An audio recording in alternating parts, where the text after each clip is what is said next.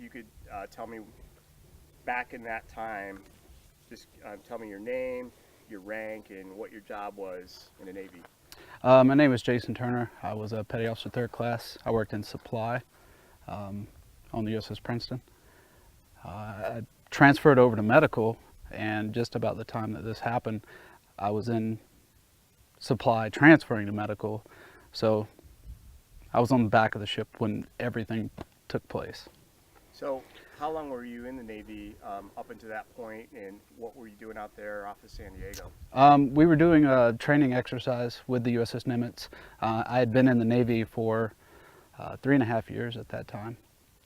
So take me back to that week, or that, of course that month, the whole thing was kind of odd, but go back to, like, say, November 10th. This was all before anything went down. Your job wasn't necessarily in combat, so was there anything going on in the ship that was rumors or people talking about it? Yeah, there was a lot of rumor mill going around about, things happening. Nobody really knew for sure. You could tell, like, the whole feeling in the ship had just went south, and people were talking under their breath about things. And of course, there were a lot of people that were tight-lipped about what was happening. When you have an ADEX training coming up, does the mood does that change anything, or is that kind of already always going on? So it's no different. Yeah, it's no different than your typical day out training, because we do workup cycles for what, 6 months prior to deployment. So it's just another training cycle. And what does USS Princeton do? Can you see the carrier? Are you like there? Are you miles away? And how do you support the carrier? Typically, we're within a few miles of the. Hold on, Gary. Sorry, that. I'll Yeah. pick that up. So Princeton and Nimitz. Yeah, typically we are within a few miles of the Nimitz. When they do air operations, we're typically right behind them, about a mile, doing, I forget what they call it. Oh, that doesn't matter, just, Yeah, but we're behind the Nimitz to make sure that there's, if anything goes wrong with their planes, we can go recover their planes. The time where we were there, they were doing their air warfare exercises. So we were quite a few miles apart at the time that this took place. Then we went to battle stations, and then they started launching planes to go after these guys. So going up to that event, obviously you weren't there. So on that day of the ADEX training, before you saw any video or anything, or you knew any, were you aware that there was anything going on with intercepts? Not with the intercepts, no. That was another thing that was pretty tight-lipped at the time. And okay, so then go through how you became aware of that something odd was afoot, and one of your buddies contacted you. I had a friend that worked in the ship's signal exploitation space, and I had taken up some computer parts, and when I saw the video was when I took those up there. And was that a classified space, and how did you come that you're able to go in there? Yes, it's a classified space. I had a top secret clearance, so I was allowed to go in there. I was very limited on what I could see, except for the screen that was on. So when he first, contacted you, or you saw him, what did he tell you about it? Nothing. I mean, did he say, hey, you got to come check this video out, or what was the? Well, when I was in there, yeah, that's when I saw the video. Sorry, I saw the video, and I asked him, was this what was happening? And he confirmed that it was happening. Did he say, hey, Jason, man, come and meet me in Cess, because I got to show you a video, or were you already there? And he was like, hey, come over and check this. Right. No, I was already in the space, and he and I were good friends, and I got to see the video. So how did he get his hands on it, and how was he able to show it on a console, or? I'm not sure how they get it, but it was on the console. When you walk into Cess, it was on the left, the first computer on the left. So on these Navy ships, there's a network that's secret, or how do they share stuff between ships? And I don't know. Yeah. Okay, so now take me through that. Give me a play-by-play. So you walk over and you're looking at this image. Describe what you see. So I walked in, and I was bringing some computer parts to them, and I looked to my left, and I saw this video playing, and I'd ask him, is this what we're training, or what's part of this training that we're going through? And he said, no, this is real life. And when I saw it, it was a very clear image, a very clear video, and this thing was going berserk, like making turns, like, it's incredible. The amount of G-forces that it would put on a human that this thing was doing. The jets were like trying to trail this thing, and it would just run off and leave them. It would just poof, gone, and then it would come back, and then you would see it, and then it made a maneuver, like they were chasing it straight on. It was going with them. This thing stopped, turned, and just phew, gone. I mean, that's the only way to describe what it looked like. I mean, in an instant. Like what the video you see now, that's just a small snippet in the beginning of the whole video, and you're seeing smooth little turns lefts and rights, but this thing, it was so much more than what you see in this video. Now, the quality-wise, was it different than what you see now? Yes, the quality of it was very clear. It would switch in between the FLIR. It was like you would have a dark signature, heat signature, or a light heat signature, but it was always really clear. Like now, what you see now is very grainy, very fuzzy, hardly identifiable. But and you know, looking at that object in your memory, the shape of it, any features on it, color, was anything kind of stood out to you as being odd with it? Just the shape of it. There was no color. It was all black and white, or reversed image black and white. But it did have some protruding objects at the bottom of it. I couldn't tell if they were curled back or straight down, because I was a good 5-10 feet from the video feed. But there were definitely legs on the bottom of it. I mean, it was oblong, like a Tic Tac. Have you ever seen any aircraft that looked like that? Not in my whole life. I've never seen an aircraft that looked like that, ever. And I think what was the approximate length of that video? Between 7 to 10 minutes, just from a guesstimation of how long I stood there and watched this thing, and then it started over.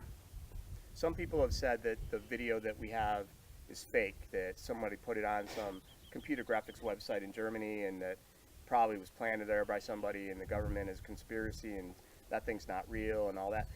And you know, in the case of this one, what do you say to that? This is an actual event that happened, and I witnessed it.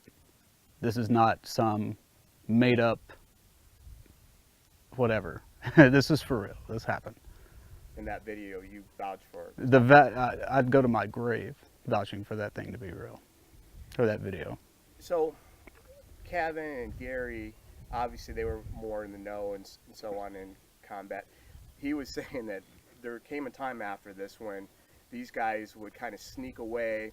They'd go up on the bridge wing and they would try to find it. And he said there was a crowd at one point of like people, like I guess standing in line or something.